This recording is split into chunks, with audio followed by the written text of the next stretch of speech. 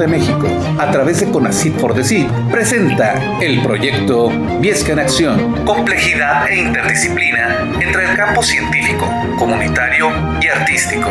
El desarrollo comunitario sustentable para la divulgación de la ciencia y la cultura desde la equidad de género. Dirigido por el Centro de Investigaciones y Jardín Etnobiológico del Semidesierto de Viesca, en conjunto con la Facultad de Ciencias Políticas y Sociales de la Universidad Autónoma de Coahuila. ¡Comenzamos!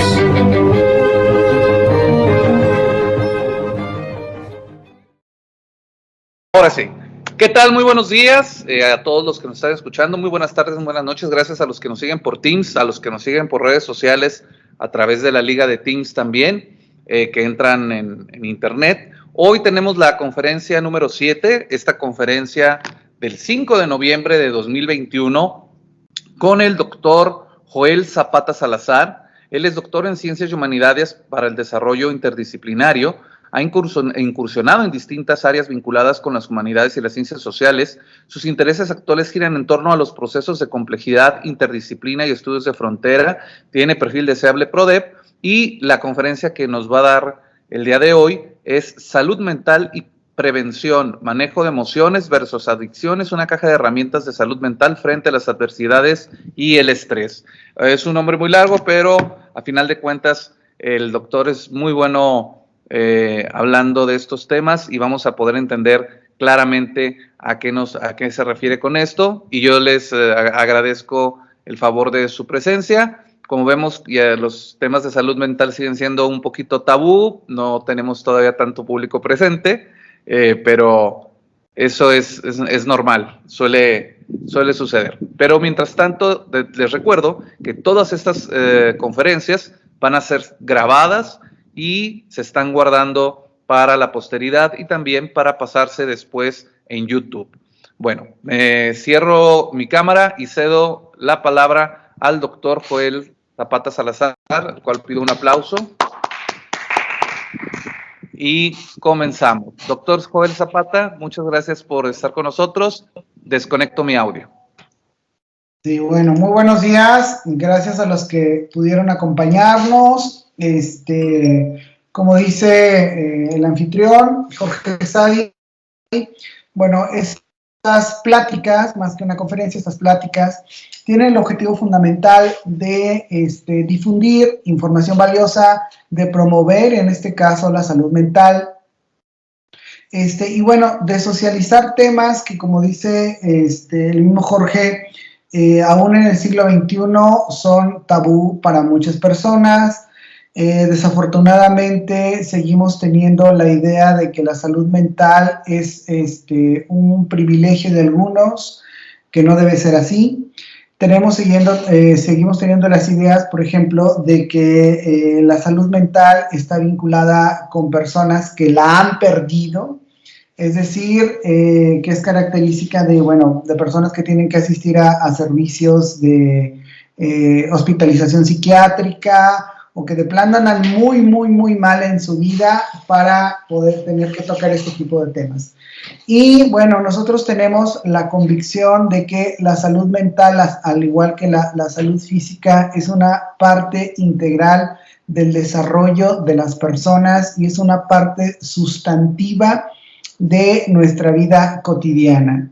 Sin salud mental, prácticamente nuestra vida se volvería un caos y no seríamos personas funcionales. Sabemos entonces que la salud mental como tal implica un compromiso en primera instancia personal. O sea, tu salud, si tú no la cuidas, tanto física como mental, pues difícilmente alguien lo va a hacer. Entonces, en primera instancia es una responsabilidad personal, pero no se queda ahí. Hay una responsabilidad por parte de las autoridades de salud, por parte del Estado, por parte de los gobiernos, de promover la salud mental en primera instancia a través de las instituciones y, por otro lado, de generar servicios de atención para las personas que lo requieran. Y por último, en un tercer plano estaría la cuestión de la salud mental comunitaria, es decir, cuál es la responsabilidad social que como seres que vivimos en sociedades, que vivimos en comunidades, llámese familias, colonias, ciudades, tenemos para con esto. Entonces, no es una cuestión teórica, es una cuestión vital, es una cuestión fundamental que pues debemos tener en mente y que debemos constantemente estar retomando para pues no perdernos en el camino, ¿no? Antes de pasar al concepto de salud mental, debemos entender qué es la salud en general, y la Organización Mundial de la Salud ha definido la salud en general como eso, como un estado de bienestar físico, mental y social. Anteriormente, las definiciones que se daban, pues atendían fundamentalmente la cuestión física. Entonces, al extender o ampliar el concepto, da pie para que otros profesionales, ¿sí?, que no sean estrictamente los médicos y las enfermeras, puedan involucrarse en este proceso. ¿Por qué? Porque finalmente la persona es un ser integral. No está la mente volando por un lado y el cuerpo por el otro. Somos una unidad biopsicosocial y por tanto seres de relación. Entonces, de aquí desprendemos el concepto de salud mental. No tenemos una definición unívoca de qué podemos entender, pero en general lo podríamos de una manera muy sencilla entender como la ausencia de cualquier trastorno mental. El término trastorno mental puede para muchas personas parecer un término muy fuerte, ¿no? Porque, insisto, generalmente entendemos como trastorno mental, bueno, pues como trastornos graves o cosas por el estilo, pero realmente no es así. Por el ritmo que tenemos en nuestras vidas, ¿sí?, de vivir en ciudades, en algunas más grandes que otras, muy caóticas, contaminadas, el trabajo, las distancias, el estrés, las presiones de la vida cotidiana, los problemas con la familia, los problemas con los vecinos, los problemas con todo el mundo, prácticamente no podríamos, o sea, difícilmente podríamos decir que la cuestión de los trastornos mentales está ausente en todas las personas. Todos en alguna medida presentamos estrés, presentamos ansiedad, presentamos tristeza, pero no quiere decir que esto nos lleve a una cuestión patológica, ¿sí? Ahora, en los contextos en que vivimos en Latinoamérica, y estoy haciendo una generalización muy extensa, en donde, bueno, constantemente estamos viéndonos sujetos a inestabilidades políticas, o a problemas de inestabilidad económica, las cosas suben de precio pues con mucha rapidez, a diferencia de pues, un país industrializado quizá, la cuestión de la seguridad, las cuestiones contextuales, no sé, el consumo de drogas, ese tipo de situaciones. Entonces, vemos que la salud mental, bueno, se ha visto mermada notoriamente en los últimos años. Si a esto le agregamos el contexto de pandemia, en donde todavía no alcanzamos del todo a dimensionar cuáles son los efectos reales y objetivos que tuvo sobre la salud mental, bueno, pues esta situación se agrava. Hay algunas cifras muy alarmantes que dan algunas instituciones y sobre todo al inicio de la pandemia sobre los posibles efectos que esta pudiera tener, o sea, pero son cifras realmente muy, muy alarmantes. Hay otras cifras que tendían a, pues como a disminuir precisamente los efectos. A medida que se va desarrollando la pandemia y que vamos teniendo una idea más clara de su evolución, quizá nos podamos dar cuenta con mayor precisión de cuáles son los efectos reales de esta. Lo que sí sabemos es que tuvo una incidencia, o ha tenido una incidencia muy clara, porque todavía no pasa, una incidencia muy clara, por ejemplo, en los trastornos del sueño, ha tenido una incidencia muy clara, por ejemplo, en la cuestión alimentaria, que finalmente pues, son conductas, ha tenido un impacto muy directo naturalmente en la ansiedad, ha tenido un impacto muy directo en la depresión, ha tenido un impacto muy directo en la cuestión de violencia, ha tenido un impacto muy directo en la cuestión de las relaciones familiares. Entonces, vemos que una situación como la que presentamos en contextos de pandemia, bueno, pues ha impactado en muchas esferas, ¿no? Entonces tenemos que dar un poco todavía de tiempo para ir viendo, insisto, el impacto real de todo esto. De ahí que el concepto de salud mental, como lo comentábamos, no solo se trate de la ausencia de un trastorno mental, sino más bien sí tiene que ver con esto, pero también tiene que ver con el bienestar, con el estado de bienestar percibido que tenga la persona, ¿sí? Es decir, en su contexto, en su quehacer, en su día a día, qué tan a gusto se sienta con sus relaciones, la cuestión de la autoestima, la cuestión del autoconcepto, la cuestión de la autoimagen, etc. También tiene que ver con la autonomía y con el sentirse competente, y esto tiene que ver mucho con una percepción realista de lo que somos y de la capacidad que tengamos para poder planear el futuro. Generalmente dicen, bueno, es que no podemos vivir en el pasado ni podemos vivir en el futuro, tenemos que vivir el aquí y el ahora, y estoy totalmente de acuerdo, pero una persona mentalmente sana es una persona capaz, ¿sí?, de situarse en su presente y poder tener una perspectiva de futuro para poder planear. Si ya las condiciones muchas veces no se nos adecúan, no se presentan o no se dan como las tenemos planeadas, bueno, pues esa es otra cuestión, pero al menos sí tener una visión general de hacia dónde vamos o qué es lo que queremos. Por el otro lado, en la salud mental, otro concepto que es sumamente importante es la realización o autorrealización. Y la autorrealización tiene muchas dimensiones. ¿Por qué? Porque no quiere decir de que, bueno, ya terminé la carrera y ya estoy autorrealizado, o ya me casé y ya estoy autorrealizado. O sea, quizá formen parte para algunos de su proceso, pero no quiere decir ni que para todos ni que allí se acabó.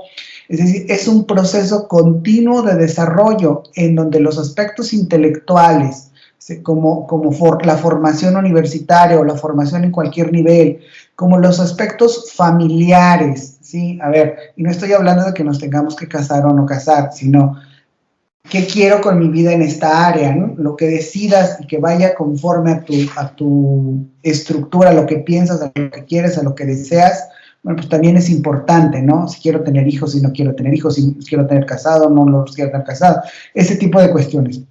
El aspecto emocional, que es fundamental, y el aspecto emocional, bueno, naturalmente implica una relación con tu pareja, relación con tu familia, relación con tus compañeros de trabajo, con tus compañeros de escuela, relación con las personas significativas que te encuentras a tu alrededor. Y finalmente, un bienestar social.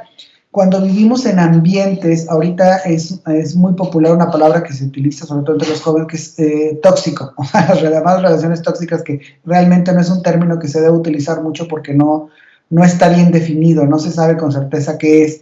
Pero bueno, estar en ambientes que sean nutritivos, socialmente estables, con tus vecinos, con tus círculos ampliados de persona, bueno, también se incorporan esta noción de salud mental.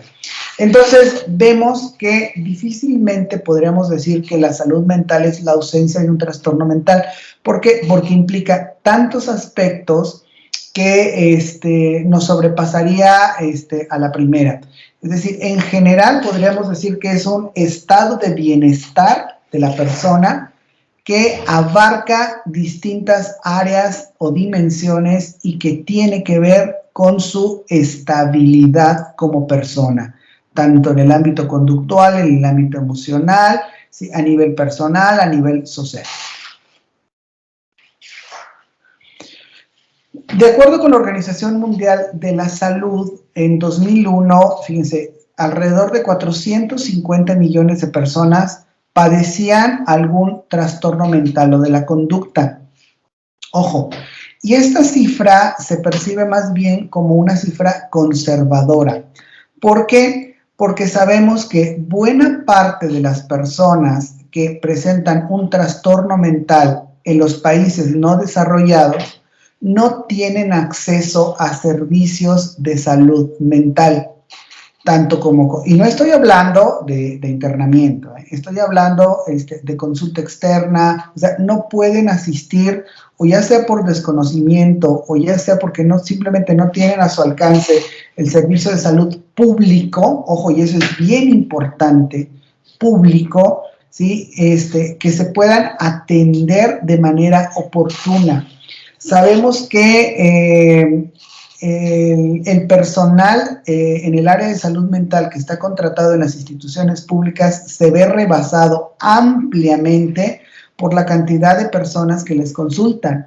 Entonces, esta es una situación que nos tendremos que replantear una y otra vez, y como sociedad replanteárselo a nuestras autoridades y exigir que finalmente se incorpore a los esquemas de salud la parte de los servicios de atención y en materia de salud mental de manera pública. Eso es fundamental. Así como en algún momento se fueron incorporando el servicio dental, por ejemplo, ¿sí? Bueno, se tienen que incorporar los servicios de atención psicológica. Muy bien, bueno, siguiendo un poquito con el título que me propusieron, vamos a ver la importancia del manejo de las emociones. Así como hablábamos ahorita al principio, las emociones forman una parte sustantiva de la salud mental. Muchos de nuestros problemas en la vida cotidiana tienen que ver con un mal manejo de emociones. Y esto, en buena parte, se debe a que en la educación formal, y muchas veces ni en nuestra casa, nos enseñaron o nos educaron en el manejo de emociones. Actualmente ya la Secretaría de Educación Pública ha retomado el tema y está emprendiendo acciones para el cuidado y el bienestar socioemocional de los estudiantes y, bueno, pues de los maestros, pero fundamentalmente de los estudiantes. Entonces, ya al menos se está haciendo algo. Falta mucho camino por recorrer, pero las generaciones que vinieron adelante, pues prácticamente este tema estuvo ausente, ¿no? Las emociones no son nuestras enemigas, las emociones son nuestras amigas, y precisamente en toda nuestra conducta y en todas nuestras relaciones están presentes. El manejo emocional, por lo tanto, tiene que ver con la habilidad que tenemos para recibir, pero también para procesar y responder de manera adecuada a los distintos contextos emocionales o emocionalmente, responder emocionalmente a los distintos contextos que se nos presentan. Hay una frase que a veces la atribuyen a Sócrates, a veces la atribuyen a Aristóteles, o a veces hasta Platón. La verdad es de que no se sabe quién la dijo con certeza, pero probablemente sí venga de la filosofía clásica, y dice: todos nos podemos enfadar, pero enfadarnos con la persona correcta, en el momento correcto, en el momento adecuado y de la manera correcta o adecuada o mejor, pues no cualquiera, ¿no? Entonces, esto encierra una gran verdad, ¿no? Hace como 30 años, más o menos, se empezó a popularizar un concepto que ya venía manejándose desde los años 50, pero no era popular, por un maestro de las universidades estadounidenses, Daniel Goleman, que fue el de la inteligencia emocional, y el concepto fue rescatado por la educación, los educadores, y también fue rescatado por, pues en el contexto industrial, como que ahí pegó mucho, no tanto, fíjense que con algunos psicólogos sí, con algunos no, pero bueno, y precisamente Goleman nos hablaba de esta capacidad de reconocer de manera adecuada las emociones propias, los sentimientos de los demás, con el fin de establecer relaciones saludables y nutritivas, productivas con las personas que nos rodean. Ya algunas otras personas, digo, en psicología estaba la noción, o sea, de la importancia de esto desde hace mucho tiempo, pero él como que la hace visible y, bueno, pues se popularizó. Entonces, a partir de aquí, bueno, muchas personas también empezaron a recapacitar en la importancia de esto. Es decir, las emociones nos sirven o nos ayudan precisamente para entablar relaciones saludables con los demás. Y parte importante de esto empieza con el reconocimiento de las emociones. ¿Sí? No sabemos o no nos enseñaron a reconocer nuestras emociones. En muchas ocasiones sabemos que tenemos un malestar, ¿sí? Sabemos que tenemos pues algo que nos está causando inquietud, pero no reconocemos del todo de qué emoción se trata ni cómo está actuando esa emoción a nivel precisamente pues, emocional y a nivel conductual. Por lo tanto, es importante que aprendamos o entremos en un proceso de reconocimiento de emociones y nos vayamos involucrando en esta dinámica del manejo sano de emociones. Buena parte de los conflictos que tenemos se deben a esto. Ahora, no es un proceso que diga, a ver, ahora me levanté y ya voy a manejar sanamente mis emociones. No, es un proceso que cuesta trabajo y probablemente necesitemos del apoyo de alguien, de un profesional de la salud mental. Háganlo, ¿sí? Los procesos ya sea a nivel psicoterapéutico o ya sea a nivel de desarrollo humano, pero háganlo, entren en esa dinámica. Van a ver que los resultados que van a obtener van a ser mayores a, los prejuicios que podamos tener en este sentido, ¿no? Ahorita actualmente se ofrecen muchos talleres en línea sobre este tema, sobre manejo de emociones, precisamente atendiendo a esta situación de pandemia. Bueno, conectándolos con el siguiente punto, vemos que la salud mental está conectada con un tema fundamental que es el consumo de drogas, ¿ok? El consumo de drogas es un tema muy debatido, muy debatido, y tiene muchas aristas y tiene muchos puntos de vista desde donde se puede abordar. Nosotros generalmente lo hacemos desde una perspectiva de salud, desde una perspectiva sanitaria. Sin embargo, bueno, tiene profundas implicaciones sociales, tiene profundas implicaciones económicas, tiene implicaciones jurídicas y demás. Lo que sabemos es de que el consumo de drogas ha ido en aumento. Me van a decir, bueno, pues ha sido una constante en la historia de la humanidad. Es cierto, ha sido una constante en la historia de la humanidad. Si ustedes revisan desde la antigüedad, bueno, pues se consumían drogas. Pero generalmente se hacían como con fines rituales o alguna vinculación por ahí con lo sagrado. Actualmente sabemos que el consumo de drogas es fundamentalmente lúdico o recreativo y bueno, se ha abierto un debate muy grande. Sabemos por lo tanto que bueno, hay drogas legales, hay drogas ilegales y el mayor consumo de drogas se encuentra en el área legal. Es decir, el mayor consumo de drogas lo tenemos tanto de alcohol como de tabaco. Y se estima que aproximadamente 90 millones de personas han sufrido trastornos mentales derivados precisamente del uso y del abuso de las drogas ilegales y del alcohol.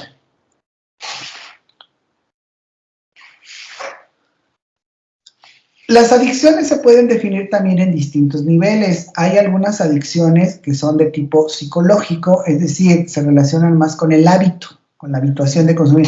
¿Por qué fumas? Pues no sé, pues empecé y seguí.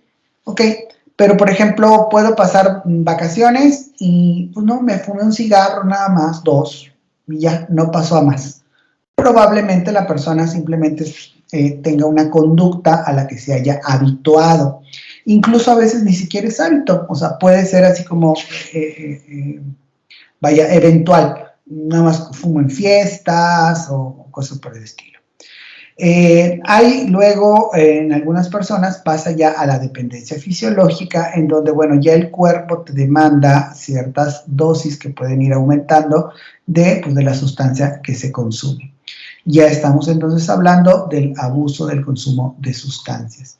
Lo cierto es de que, bueno, generalmente el abuso de sustancias se ha vinculado con algunos síntomas psicopatológicos o con algunos indicadores psicopatológicos, como son la ansiedad, ¿sí? Por ejemplo, y como son la depresión, y en algunos casos, ya cuando el abuso es importante, con ideación o con intento suicida, ¿sí? Por ahí va también la vinculación. La Organización Mundial de la Salud dice que las adicciones, bueno, producen dependencia, ya lo sabemos, y declaró drogas, bueno, todas las sustancias psicoactivas que fueran capaces de producir cambios en la percepción, ¿sí? En cómo interpretamos el mundo, cómo vemos las cosas, En algunos de casos, bueno, ya lo saben, las drogas psicodélicas, bueno, pues la percepción se altera notablemente, pero incluso, por ejemplo, con el consumo de alcohol, pues bueno, a partir de ciertas cantidades vas manejando las distancias, la velocidad, se percibe, cambia la percepción de esto. El estado de ánimo, naturalmente, la conciencia, es decir, estar alerta de los estímulos que pasan a nuestro alrededor, y finalmente produce también cambios en la conducta. Ya habíamos platicado entonces que el alcohol es la droga legal más consumida, el tabaco no se queda atrás, ¿sí? Pero parece que el alcohol le sigue ganando. Ahora, tengan cuidado también porque de repente en México no somos el país que más alcohol consuma. Y eso sí lo tenemos que enfatizar. Hay países que consumen mucho más alcohol que nosotros. Sin embargo, el patrón de consumo que tenemos en México sí es muy característico. Es decir, por frecuencia de eventos, por ejemplo, algunos países de Europa consumen más. Es decir, pueden consumir incluso todos los días. Pero las cantidades que consumen no son tantas como las que consumimos nosotros. Por ejemplo, nosotros generalmente consumimos más los fines de semana, pero consumimos altas cantidades de alcohol los fines de semana. Entonces, ¿qué sucede? Que el patrón que vamos formando se vincula más con, pues, emborracharte, ¿no? No tanto con un consumo, digamos, más social, más para comer, etcétera, como sucede en algunos otros países. Entonces, bueno, las causas, ahora tenemos que diferenciar, no todas las personas que consumen alcohol son adictas, porque de repente tenemos una concepción así como muy rígida. Tenemos que ver ciertos criterios, los criterios de la Organización Mundial de la Salud, pero sabemos que, bueno, la línea se puede cruzar y para ello existen diferentes factores que pueden ir factores individuales, ¿sí? Factores familiares o factores sociales. Naturalmente, si estás pasando por una situación, algún problema, depresión, ansiedad, frustraciones, en general, te andas divorciando, no sé, bueno, pues puede ser un problema que influya a nivel individual y a nivel familiar. Y naturalmente, en los factores sociales, pues, el contexto en donde nos desarrollamos, ¿no? Los compañeros con los que regularmente convives, las cuestiones educativas, el empleo, desempleo, el acceso mismo a las sustancias, que ahorita pues es muy, muy sencillo, y bueno, pueden condicionar finalmente que se pueda formar una adicción. Naturalmente, bueno, pues el abuso en el consumo de sustancias modifica nuestras capacidades mentales, conductuales, incluso físicas, y estas pueden impedir el desarrollo de nuestra personalidad, digamos, de manera integral. No tanto impedir como que minar nuestro proceso de desarrollo. ¿Por qué?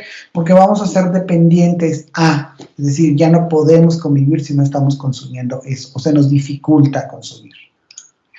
Ahora, naturalmente, a una adicción no se llega como tal, como les dije. Hay criterios específicos para poder determinar que, bueno, pues ya se trata de una adicción, que ya se trata de un uso frecuente o que ya se trata de un abuso, etcétera, etcétera. O sea, no se llega así como que de la noche a la mañana. Pero lo que sí hemos visto es que, por ejemplo, en el caso del alcohol y del cigarro, los adolescentes empiezan a consumir en edades cada vez más tempranas, es decir, cada vez más jovencitos tienen acceso a este tipo de sustancias. ¿Cómo se puede prevenir? Bueno, se han hecho muchísimos programas y existen muchísimos programas, pero la cuestión con las drogas es de que, y el consumo general de drogas, no es una cuestión de que, bueno, ya previne y ya terminé, sino es constante. Y bueno, naturalmente los medios de comunicación tienen mucho que ver en todo esto, pero también, la educación desde la escuela es quizá el medio idóneo, naturalmente la familia, para poder prevenir el consumo y el abuso de drogas. ¿Ok? Entonces, bueno, tenemos ya la escuela, como se los comenté, las instituciones de salud, naturalmente, y bueno, la parte jurídica. es bien importante, ¿no? Que esté regulado. Y en esto, bueno, pues hay un debate social detrás muy fuerte. Por ejemplo, en el consumo de la marihuana, ¿se debe permitir o no se debe permitir para usos recreativos y lúdicos? ¿Qué cantidades se deben permitir? ¿Cómo se va a manejar la situación? Etcétera. Entonces, cualquier decisión que se tome en las cámaras de diputados, de senadores, etcétera, y que se pasen a ley, deben estar sustentadas en un debate social, pues muy sólido.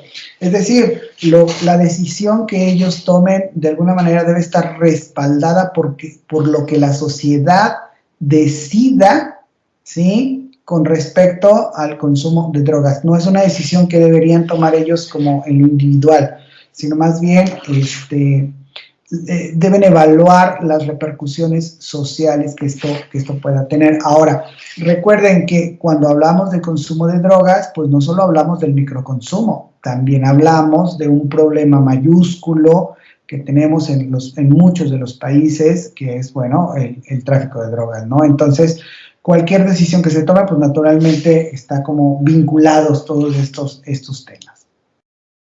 Bueno, ya vimos la cuestión sociocultural.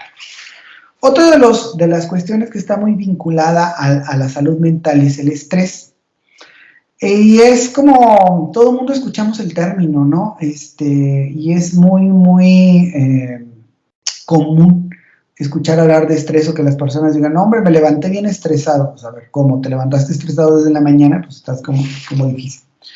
El estrés no es otra cosa más que una respuesta de la persona, y digo de la persona porque van cuestiones físicas, pero no solo físicas, también van cuestiones emocionales, pero es una respuesta de la persona ante una demanda, ante un estímulo. Entonces, naturalmente que como te está exigiendo una respuesta, pues va a causar cierta tensión, ¿ok? Como tal, el estrés no es, digamos, malo, no es patológico, ¿sí? El estrés es una respuesta natural del organismo. Oye, o sea, te están pidiendo un informe que es para mañana, una tarea que es para pasado mañana, y tienes que leer tanto, y tienes aparte otros trabajos, otras actividades y demás, pues te vas a estresar. Es una respuesta del organismo. Pero que esa tensión dure días, que esa tensión dure meses, ¿sí? Entonces va volviendo paulatinamente patológico al estrés. ¿Ok? Y es ahí donde se vuelve un problema. El estrés está muy vinculado con la ansiedad, pero no son exactamente lo mismo. Digamos que son primos, pero no son exactamente lo mismo. Pero sí vemos que se acompaña de él. Y naturalmente existen distintos tipos de estrés producidos por distintas variables. Hay algunas reacciones de estrés que, por ejemplo, pueden ser bastante positivas. Por ejemplo, si tú vas a presentar un examen y, bueno, pues naturalmente te causa estrés, pero este mismo estrés te puede llevar a que te sobreprepares y, por tanto, tu examen pues salga mejor. Bueno, ahí hablamos de un estrés positivo. Me explico, de un estrés que tuvo una repercusión positiva en tu vida. Sin embargo, generalmente entendemos el estrés con una connotación negativa, como que estás tan tenso, tan ansioso, que incluso si los niveles de estrés son altos, pues te puede llegar no solo a afectar físicamente, sino emocional y físicamente, sino incluso te puede paralizar. Entonces, es muy probable que vayas a parar pues, con el médico. ¿Por qué? Porque te vas a enfermar de algo, es decir, el cuerpo emite una reacción y bueno, ya cuando el estrés es muy prolongado y ya no puedes con él, pues naturalmente la persona tiende a enfermar. Habíamos dicho que entonces el estrés está también muy relacionado con este concepto que es la ansiedad. Y la ansiedad dijimos que es un estado emocional también normal de las personas, es decir, todos estamos vivos y por el hecho de estar vivos vamos a presentar cierto grado de ansiedad. Sin embargo, la ansiedad puede volverse patológica si se prolonga o se eleva mucho en el individuo. Entonces, cuando esto sucede, presentamos una sensación subjetiva de peligro, de malestar, de tensión, de aprehensión, acompañada con una descarga de emociones cuya causa no está claramente reconocida por la persona. Es decir, nos sentimos mal, sentimos ese malestar, pero no sabemos de dónde pueda provenir, ¿no? Entonces, vemos que tanto el estrés como la ansiedad, pues están como que muy vinculados. Ahora, ¿qué pasó ahora con el COVID? Como les platicaba ahorita, bueno, pues naturalmente hubo ciertas repercusiones negativas, principalmente en esto del estrés, de la ansiedad, de la depresión, ¿sí? Y estrés, ansiedad, depresión y la cuestión del sueño. En general, mucho se debió a que no estábamos preparados o no nos sentíamos preparados para poder enfrentar la pandemia de la mejor manera. De un día para otro prácticamente nos dijeron pues se tienen que encerrar, no van a poder salir, no van a ir a la escuela, van a trabajar desde casa. Tuvimos que reorganizar nuestros hogares, a veces con mayor éxito que en otras ocasiones, pero tuvimos que salir adelante con esta situación. En algunos casos, por las condiciones en que las personas vivían, fue mucho más complicado, por ejemplo, en las comunidades rurales, sobre todo por el acceso al internet, a las tecnologías de la información que pues, sabemos que en la ciudad es inestable la red, pues en las comunidades rurales pues ni hay. Por otro lado, pues las cuestiones económicas, entonces todo esto pues fue aumentando tanto el estrés como la ansiedad y en algunos casos pues hasta la depresión. Por el otro lado, hay una variable muy importante que es la cuestión del distanciamiento social. Las personas somos seres de relación, estamos en interacción, nos gusta estar en interacción, en relación permanentemente, aunque sea para pelearnos, pero nos gusta estar en relación permanentemente. Entonces el aislamiento, la incertidumbre, el temor de la enfermedad, la ansiedad que esto causaba, pues naturalmente también repercutieron en la salud mental. Los gobiernos en general, pues bueno, se preocuparon mucho por tratar de solucionar de manera inmediata pues la cuestión de la vacuna y que su población estuviera atendida en ese sentido, pero aunque se reconoció que la salud mental era importante, parece que pues no necesariamente fue una cuestión prioritaria, ¿no? Y esto, bueno, pudo derivar también en algunas otras cuestiones, como la cuestión del suicidio. Sabemos que los suicidios aumentaron durante la pandemia, ¿sí? Todavía, digo, no salimos de la pandemia y no vamos a tener una cifra clara hasta que, bueno, esto se vaya tomando otro rumbo que parece que, bueno, ahí va poco a poco. Pero, fíjense, por ejemplo, sabemos, por ejemplo, que con lo del COVID-19, bueno, a nivel mundial, pues sí, tendieron a aumentar.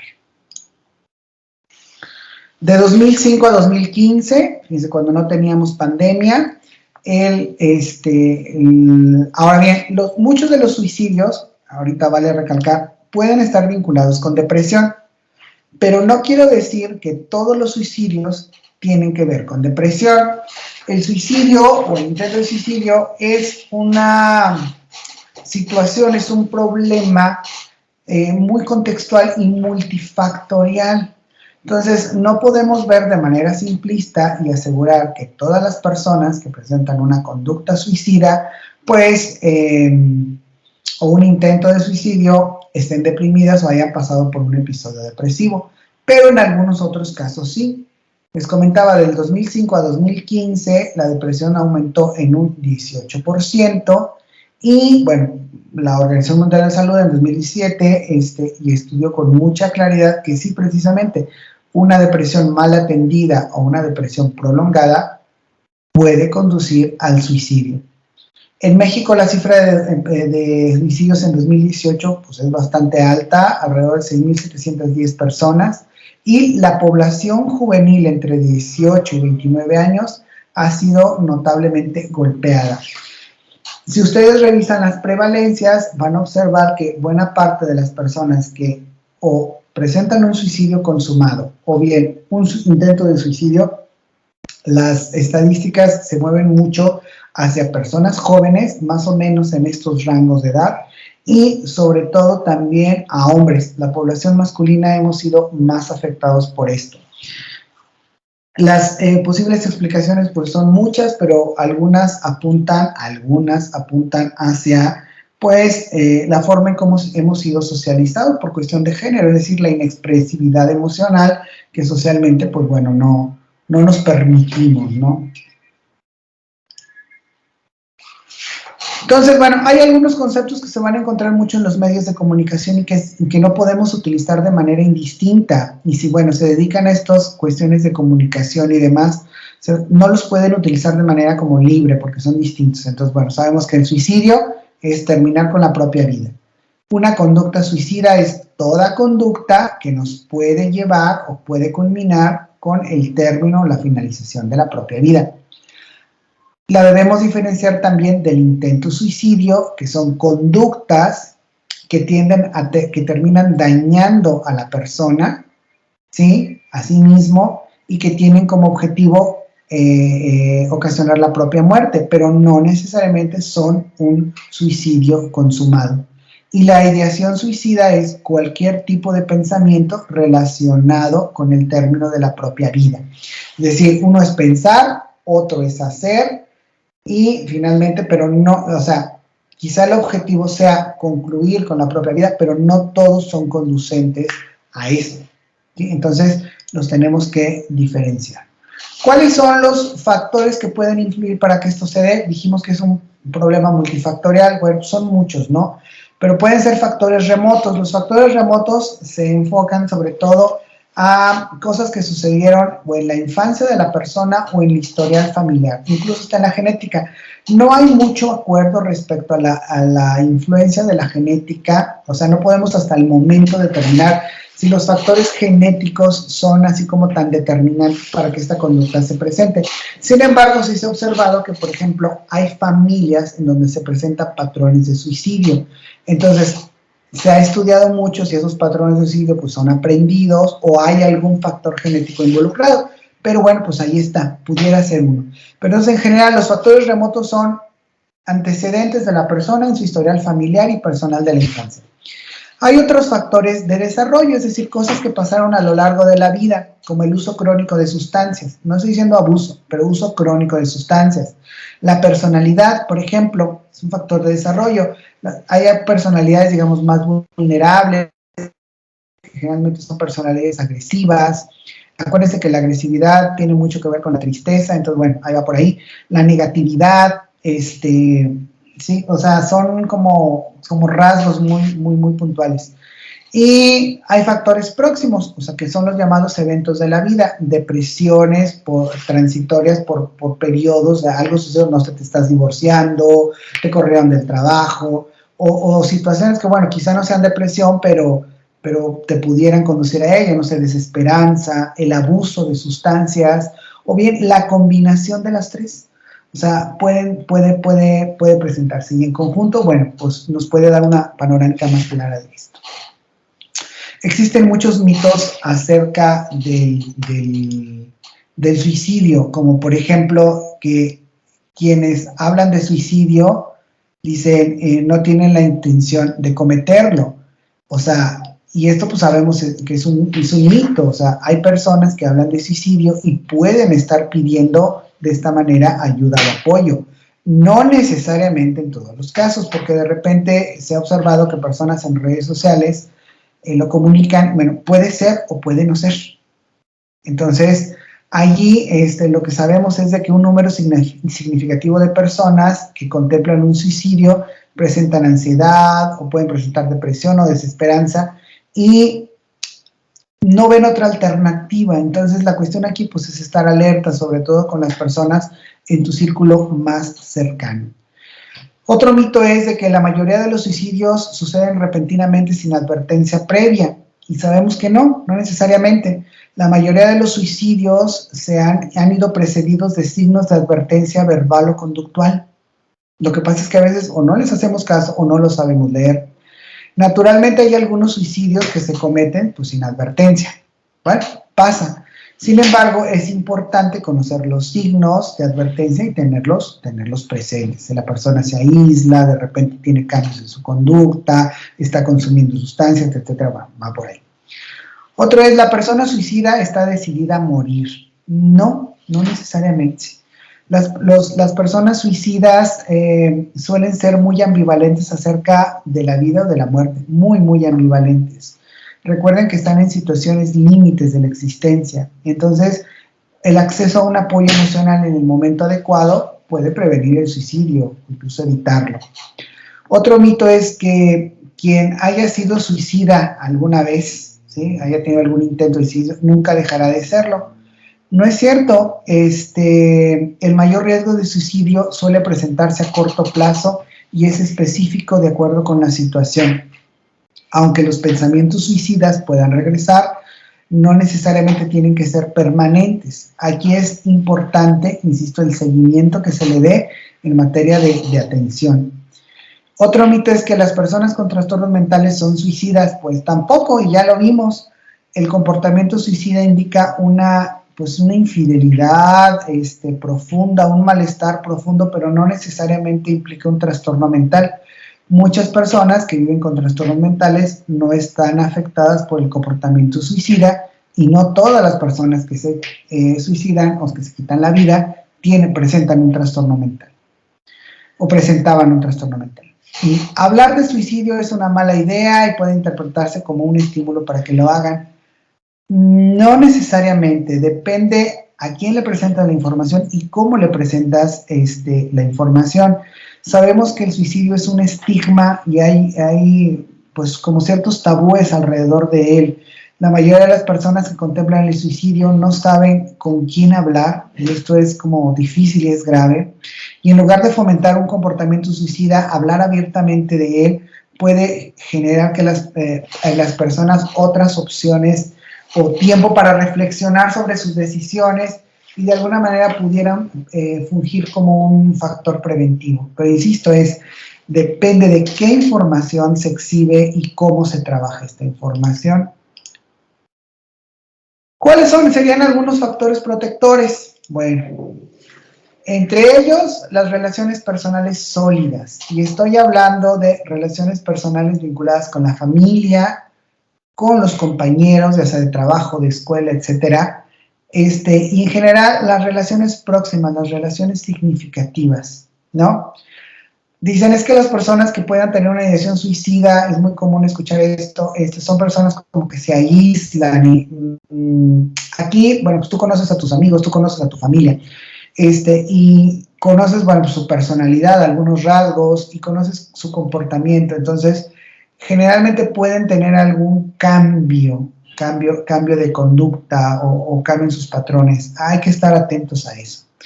Las relaciones emocionales nutritivas, sólidas, ricas, ayudan notablemente a esto. Sentir que tienen un apoyo, que tienen un sostén, una red de sostén es fundamental para todas las personas, estén en esta situación o no. Otra cuestión que puede ayudar, aunque que no lo crean, son las creencias religiosas o espirituales. Para muchas personas son un factor muy fuerte para evitar este tipo de conductas. Y las personas, cuando están pasando por una situación difícil, puede servirles como sostén.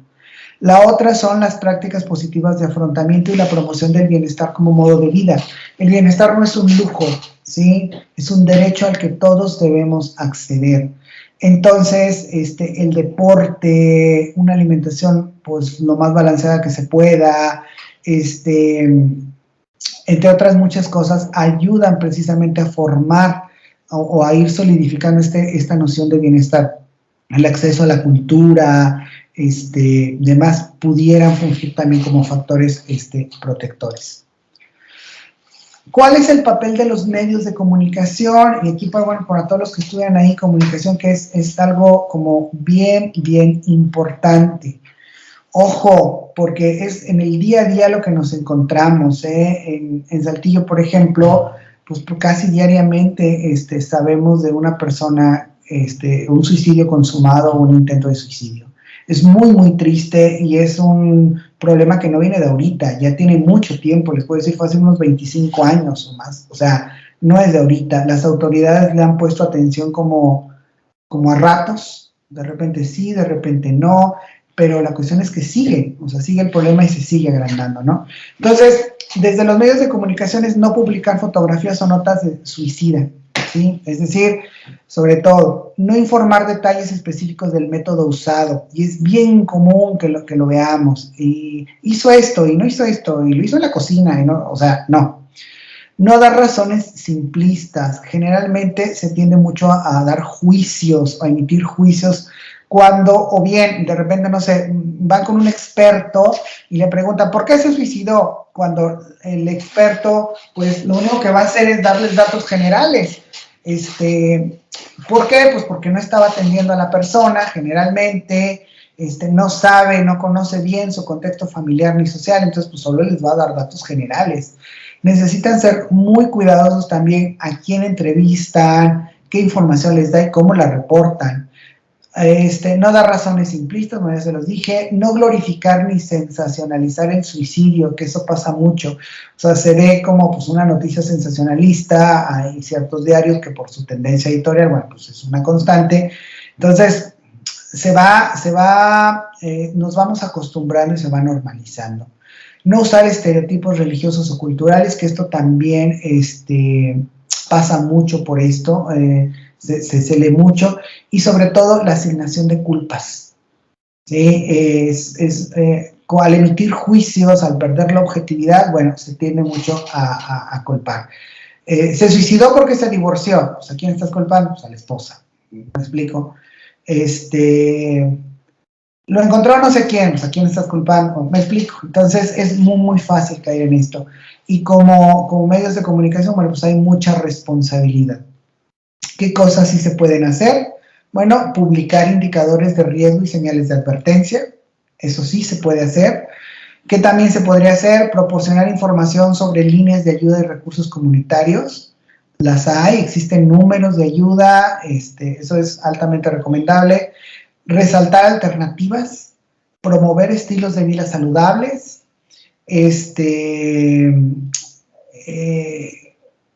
referirse en el caso de que, bueno, se tenga que reportar al suicidio como un hecho que sucede, no como un hecho exitoso, o sea, no es un éxito para nadie.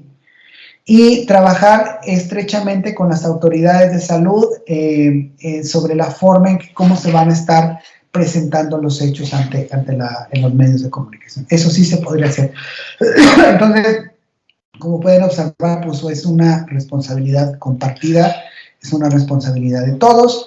Y ya nada más para cerrar, les puedo decir que, bueno, reafirmar esto de que la salud mental es un derecho de todos, no es un chiste, no es algo que debamos hacer a un lado. Todos somos responsables y corresponsables de una construcción de una sociedad y una vida más sana. Y bueno, todos participamos de alguna manera en ello, dependiendo del ámbito en donde nos toca, ¿no? Bueno, pues muchas gracias por estar aquí, por escucharme y espero que les haya sido útil. Muy amables.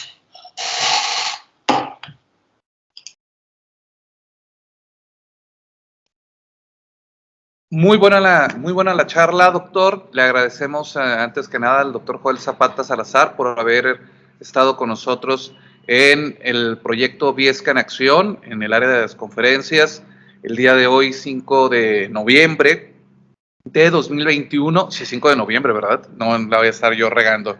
5 de noviembre de 2021, a nombre de la Universidad Autónoma de Coahuila, del Centro de Investigación y Jardín Etnobiológico del Semidesierto, que está enclavado aquí en Viesca, Coahuila, a nombre de la Facultad de Ciencias Políticas y Sociales, por supuesto, del CONACYT, FORDECYT, y también, bueno, del Cuerpo Académico de Actores, Instituciones y Políticas Públicas. Le damos las gracias por esta muy interesante charla que nos abre los ojos y que nos permite también a los que estamos en el área de comunicación tener bases para tratar un tema tan delicado como puede ser el suicidio, también para entender que la palabra estrés pues no es como que monedita de cambio para estarla utilizando en cada momento, y Si tiene alguien en el público preguntas, ahorita es el momento para hacerlas. Y si alguien en Teams tiene preguntas, también puede hacerlo. Levante su mano o active su micrófono y le cedemos la palabra. ¿Hay alguna pregunta, algún comentario? Consultas no, porque el doctor cobra por la consulta.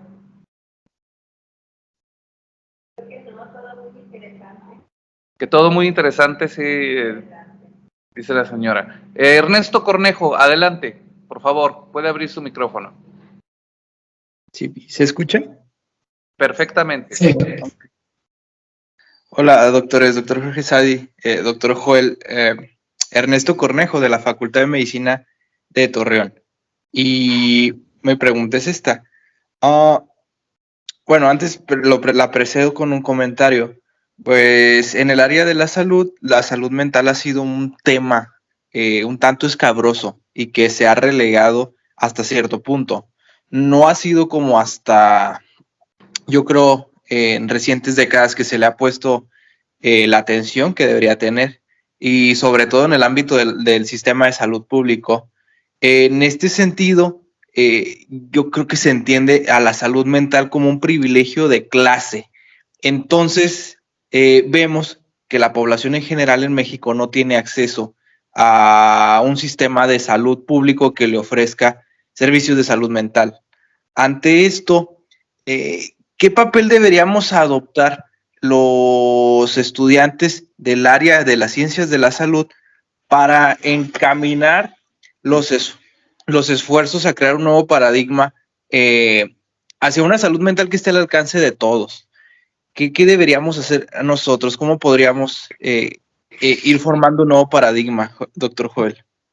Muchas gracias. Mira, tu pregunta es muy interesante y me da gusto que la haga un estudiante de medicina por una razón. Como tú bien lo mencionas, la salud mental, bueno, generalmente entendíamos salud como tú bien lo sabes, ¿no? Como la atención a cuestiones sobre todo físicas, ¿no? En los últimos tiempos, como también bien lo señalas, ha ido cambiando la cuestión, pero no a la velocidad que nos gustaría, que deseáramos o que la misma sociedad demanda. Y parte de este cambio se ha visto reflejado en las propias facultades de medicina. Si tú observas, antes dentro de los planes de estudio no se tenía, en los planes de estudio de medicina, quiero decir, no se tenía materias vinculadas con salud mental, es decir, llevaban una materia de psiquiatría que veían fundamentalmente pues psicopatología, psicofarmacología y párale de contar. Pero no había una materia, por ejemplo, de psicología general o de psicología de la salud, que bueno, pues va a ser parte de su trabajo o de su quehacer día a día. Poco a poco las cosas han ido cambiando y ya al menos te encuentras una o dos materias por ahí y ya, bueno, ya es un logro. Quizá nosotros diríamos que no es necesario, pero pues también el maestro de neumología diría que pues una o dos materias que llevan pues tampoco es suficiente, y el de cardio también te diría que una o dos materias pues no son suficientes, y me explico. Pero bueno, poco a poco van cambiando las cosas. Pienso que una de las cosas que se puede hacer, una de las acciones que se puede hacer desde los estudios de medicina es convertirnos en promotores de la salud mental. Es decir, ustedes van a estar en contacto, ya están de hecho en contacto directo con personas que necesitan ser atendidas, ¿no? Entonces, parte de este convertirnos en promotores implica, pues, informarnos. Afortunadamente, ahorita ya hay muchas fuentes de información. Antes, fundamentalmente, pues, teníamos los libros, pero ahorita con todas estas cuestiones virtuales hay muchos cursos de formación, de capacitación. Algunos incluso están dados por las instituciones de salud y o son muy accesibles en costo o son, pues incluso gratuitos, ¿no? Y algunos pues costarán, ¿no? Pero ya serían sobre temas específicos que te vayan interesando. Pero informarte y formarte es una obligación, es una responsabilidad que como estudiantes de medicina, pues, deberían ir asumiendo paulatinamente. Y se está viendo que hay un cambio, ¿no? Entonces, eso son dos aspectos importantes, ¿no? Por un lado, la formación, la información, y por el otro lado, convertirnos en promotores de la salud mental. En la medida en que estemos formados en temas de este tipo, va a ser nuestro trabajo con pacientes más fácil de identificar o reconocer, porque muchas veces, bueno, pues el paciente te va a llegar con un malestar y bueno, pues si tiene los síntomas físicos que atenderás con algunos medicamentos, pero va a volver seguramente con otro padecimiento, cuando en realidad, bueno, de fondo se trataba de ansiedad o de una depresión y demás. Ahora, sí es cierto que va a haber más trastornos, más prevalencia, digo, difícilmente te va a llegar un paciente esquizofrénico, esos van a llegar al área psiquiátrica directamente, ¿no? Pero en general, convertirnos en promotores de estilos de vida saludables sí entra dentro de nuestro espectro de acción, y mucho se puede hacer desde la llamada pues medicina social o medicina más de corte comunitario, ¿vale? Espero que te haya servido la respuesta. Y muchas gracias, doctor. Oiga, doctor, aprovechando, si quisiera invitarlo a que llegara a este tipo de conferencias con esta temática de un nuevo paradigma de nuestro sistema de salud para una salud mental, un sistema de salud mental público, ¿tiene algún correo donde me pudiera contactar con usted o algo así, doctor? ¿Te lo puedo anotar aquí en el chat de Teams? Sí, por favor. ¿Sí lo pueden ver, Jorge? Sí, sí lo pueden ver. Si no, aquí lo dejamos abierto para que se vean la... Ya te lo puse aquí. Ahí apareció ya la notificación de que hay un chat.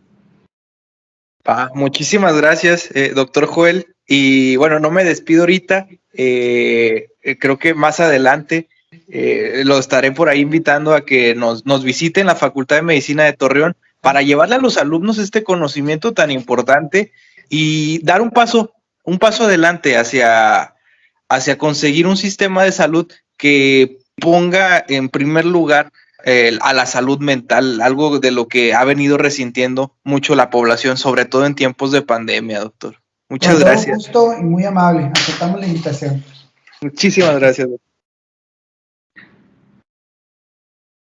¿Alguna otra pregunta? Acérquese, por favor, para que se alcance a escuchar aquí en el micro, por favor. Actualmente sí se escucha, ¿verdad? ¿Sí le escuchas? Sí, sí escucho. Bien. Actualmente, así como mencionaba ahorita que la palabra tóxico está muy de moda, también está muy de moda el autodiagnosticarse con depresión, cuando posiblemente es solamente una postura consumista, para hacernos las víctimas, y la depresión es algo muy serio que tiene que ser diagnosticada por un profesional. Entonces, ¿cómo podemos saber cuando realmente es una depresión o cuando lo que pasa es que nuestra frustración es tan grande y realmente no sabemos enfrentar las circunstancias de la vida que la vida nos pone, y solamente es más cómodo decir tengo depresión, me automedico, pero realmente lo único que nos falta es un poco de carácter y de saber resolver los problemas. Pero yo veo sobre todo en los más jóvenes ahorita que es muy fácil decir estoy en depresión y van y compran las pastillitas de estas que son antidepresivos que también generan la adicción. Entonces, ¿cómo podemos diferenciar cuando una persona realmente lo único que quiere es llamar la atención o cuando realmente está pasando por una situación que sí es una depresión clínica?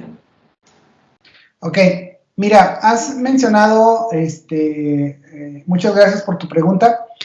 Has mencionado un punto central. Ahorita sí, ciertamente muchas personas se autodiagnostican, pero no solo en cuestiones de salud mental, también en cuestiones de salud física.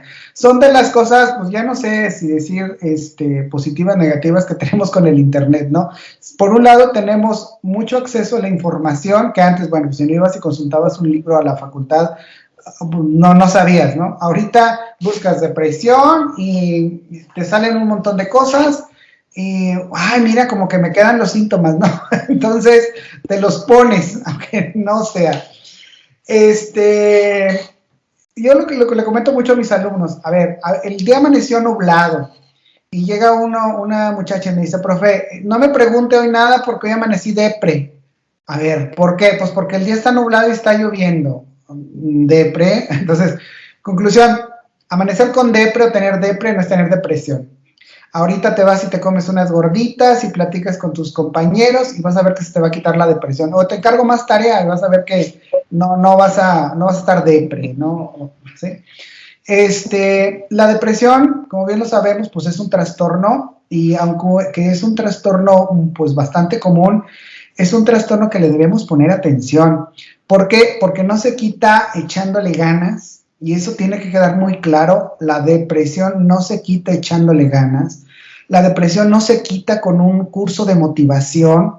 ¿Por qué? Porque las personas a falta de precisamente de atención profesional, pues buscan lo que encuentran, o sea, presentan un malestar, tienen un malestar, se sienten decaídos permanentemente, tienen fastidio de la vida, desmotivados, etcétera. Y pues buscas, ¿no? De alguna manera, pues tratar de sentirte bien. Algunos recorren al alcohol, cosa peor que pudieras hacer en esos casos. Otros más, digo, se buscan algún taller ahí de superación personal, de motivación.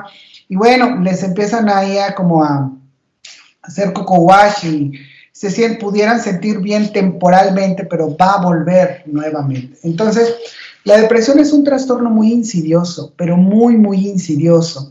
Que bueno, naturalmente presenta ciertos grados, ¿no? Hay una depresión que es una depresión leve, pero tiene como característica que es muy prolongada en el tiempo, ¿sí? Es leve en intensidad, pero es prolongada en el tiempo.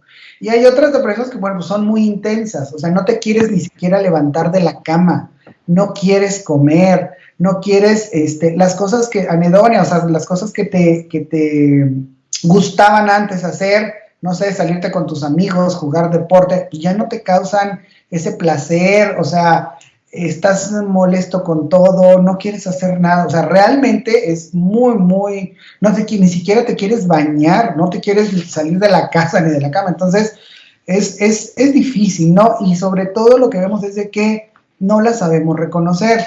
Tienes que seguir con tus actividades de la vida cotidiana, pues porque no te queda otra, pero constantemente presentas ese malestar. Entonces, cuando ya estás viendo de que, bueno, ya salió el solecito y no cambió tu estado de ánimo, entonces aguas, ¿no? Ahí no se trataba de una depre, ¿no? Probablemente ya pueda ser otra cosa. Pero lo importante es, pues estar alertas, ¿no? Y tener esa capacidad de reconocer y de buscar alternativas y de buscar profesionales. Yo entiendo que esto es a veces difícil, ¿por qué? Por la cuestión del costo, como lo que mencionábamos ahorita, por la cuestión de que a veces, pues en el contexto en que vivimos, en la comunidad que vivimos, pues, ¿a dónde voy? O sea, saco cita en el seguro y la cita me la van a dar hasta no sé cuándo, y luego, pues, la persona que esté ahí, pues, tiene no sé cuántos pacientes antes que yo, o me consulta rápido y me da, pues, unos antidepresivos y vi que te fue bien, entonces es difícil, pero sobre todo decir eso, ¿no? Haciendo conciencia y promoviendo y hablando del tema. Espacios y foros como este son un buen pretexto para ir abriendo estos temas que pues son de interés de todos, ¿no? E ir evitando también esto de que nos estemos diagnosticando cosas que no son e ir reconociendo, ¿no? Gracias. Muy bien, doctor. Nadie más iba a preguntar. Por ahí vibró o me pareció haber visto en el celular que llegó una nota de chat. Ya no hay más preguntas, sino para despedir al doctor, porque tiene una agenda muy apretada y nos ha regalado bastante tiempo de su agenda, y nos preparamos para la siguiente conexión, que va a ser a las 12 del día. Tenemos otra conferencia, así que no habiendo más preguntas, una vez más, doctor Joel Zapata, muchas gracias por su plática, muchas gracias por sus respuestas. Luis Fernando Camacho levantó la mano. Buenos días a todos, espero se encuentren. No, pues es nada más agradecer que se tome en cuenta este tipo de temas en proyectos como este, porque la salud mental también es importante. O sea, el cerebro es uno de los órganos que usamos todos los días, y de hecho yo creo que hasta lo forzamos, ¿verdad? bueno, pues cumpliendo con todo lo que tenemos que hacer en nuestro trabajo. Es muy bueno porque incluso actualmente pues estamos viviendo un tsunami de los días, ¿verdad? Entonces, si uno está en el celular pendiente de absolutamente todo lo que pasa, o sea, realmente, para empezar no te acaba el tiempo y acabas con un cansancio muy grande. Entonces, pues me gustó mucho la conferencia y bueno, espero haya más de este tipo próximamente. Gracias. Muchas gracias. Bien, pues si quieren saber qué más conferencias va a haber, estamos en www.wadec.mx/Viesca en Acción. En el Facebook busquen Cactus IG Wadec. También estamos en Twitter, estamos en todos lados. En YouTube próximamente vamos a estar subiendo cada una de las conferencias para que tengan acceso universal a ellas. Y una vez más, doctor, le agradezco su tiempo, su paciencia y el acercamiento, bajarnos los conceptos, estos a veces tan rimbombantes que pueden llegar a ser en términos prácticos, sencillos y que nos pueden servir a todos para entender que el estar triste por un día no significa que tenga depresión o que ya mi vida se terminó y por eso voy a agarrar el alcohol, ¿no? Entonces, le agradezco mucho y también para tomarnos más en serio la cuestión del suicidio, porque también a veces los medios de comunicación satanizan y vuelven o antihéroes o villanos a los suicidas y bueno, pasan muchas cosas. Ya no quiero entrar más en el tema porque si no nos alargamos más. Le agradezco una vez más, doctor, y estamos aquí a sus órdenes para lo que gusten. La siguiente es a las 12 del día, tenemos la siguiente conferencia, así que no se despeguen. Estamos en el proyecto CONACYT for the Seed 315548, Viesca en Acción. Así que gracias por su tiempo y nos vemos en un ratito más. Gracias, doctor. Gracias a todos y todas.